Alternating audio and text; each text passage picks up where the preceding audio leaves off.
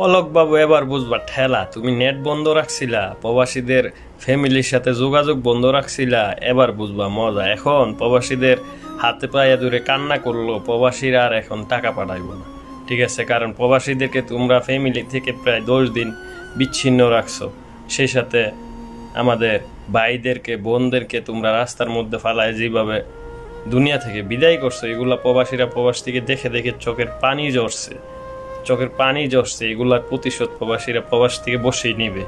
তোমাদের সাথে মাঠে গিয়ে আন্দোলন করতে হবে না, ঝগড়া করতে হবে না, মারামারি করতে হবে না। প্রবাসীরা কৌশলে তোমাদেরকে জায়গা মতো দিব, চিন্তা করো না। প্রবাসীরা কষ্ট করে প্রবাসে ত্যাগ স্বীকার করে, প্রবাসে স্ত্রী সন্তান রেখে যেমন কষ্ট করে প্রবাসে থাকে, এমন দেশটাকেও ভালোবাসে।